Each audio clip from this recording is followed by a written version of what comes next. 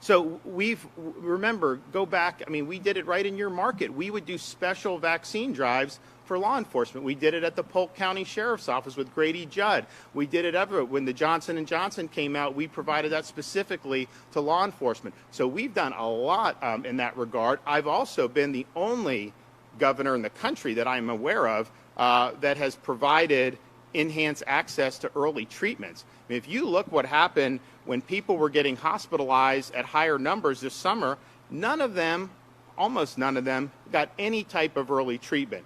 And we've had monoclonal antibodies available since December, which have proven to be very effective. So we rolled out 25 sites, and since we've rolled out those sites, daily hospital admissions are down over 90%. Our hospital census has gone down statewide every day for over 2 months, and we're probably going to be nearing a pandemic low on all of that stuff. So we've provided huge support on the front end through prevention, but also huge support on the back end through treatment. And I think the sad thing is there were people who were getting infected for really a long time, and still happening throughout the country, where physicians were telling them to just go home and hope you don't get deathly sick. In Florida, what we said is that can't be the answer, particularly the high-risk folks. If you're infected, get this monoclonal very quickly. And you know what? We had huge success with it. I mean, we kept tens of thousands of people from being admitted to the hospitals, and no doubt saved thousands of lives as a result of that. And these are people, by the way, who have been vaccinated. I mean, the idea that somehow you're not going to get infected, I wish that were the case, because that would make it so much easier. Fact is, the protection against infection has waned. You have high numbers of people that go to our sites. A majority of them are vaccinated who get infected and then go to our monoclonal sites for treatment. So you need treatment regardless. And so we're happy that we've had a lot of success with it.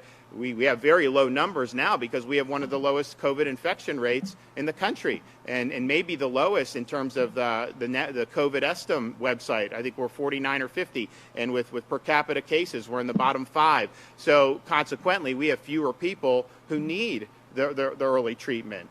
We were short some of it because the federal government cut our supply. I got the Sotrovimab, and we were able to plug that hole. And then the infections have gone down so dramatically that even with our cuts, we've been able to make it work. And so we're going to continue to do that.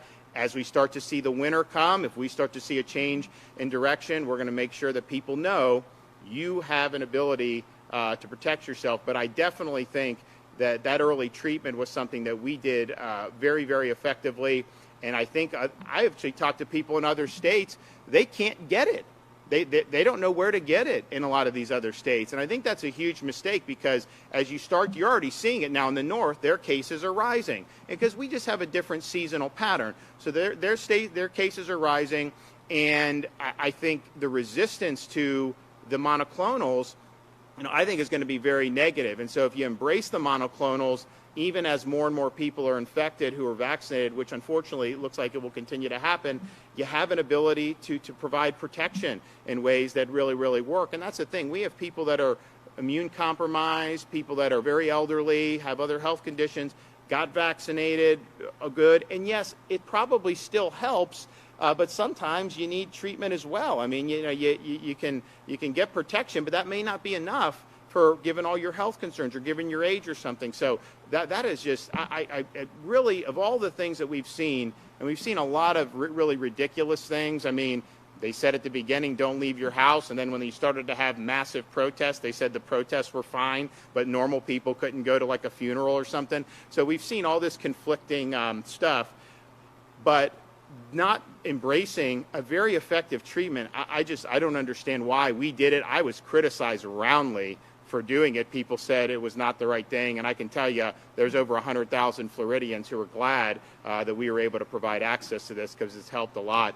But I think so. I think we need to get to the program. The final thing I'll say before I have to go is, we have all this stuff coming out for some of these people, like Fauci and NIH. And then what do we find out? We know NIH gave money to fund research, gain-of-function research at the Wuhan Institute of Virology. So what they're doing is they're taking U.S. tax dollars in China and they're trying to create super viruses that'll be more dangerous for humans. And they'll say, well, we want to figure out how to combat the viruses. But you're doing this. This is very hazardous. I think it's unethical to do it. They should have been banned from doing it, but I think they went around the ban. And so we've got to shut that down. You can't have mad scientists running around playing God like this, and then come to find out what else is Fauci and NIH doing. They're doing cruel experiments on puppies. What they were doing with those puppies is flat out disgusting. It's despicable. That needs to stop. I cannot believe American tax dollars would go to treat those dogs the way those dogs are being treated. And, you know, I really think Fauci needs to be held accountable. These people, these bureaucrats, they don't get to just run wild and do whatever the hell they want to with our tax dollars. And so from funding gain-of-function research to treating these puppies with really unimaginable cruelty, I think that whole lot of them need to be cleaned out, and we need to be standing up for the American taxpayer and doing things ethically and not doing things like gain-of-function research, and certainly not abusing puppies. Thank you. Going which way? This way? Okay. Thanks, guys. Thanks, everybody.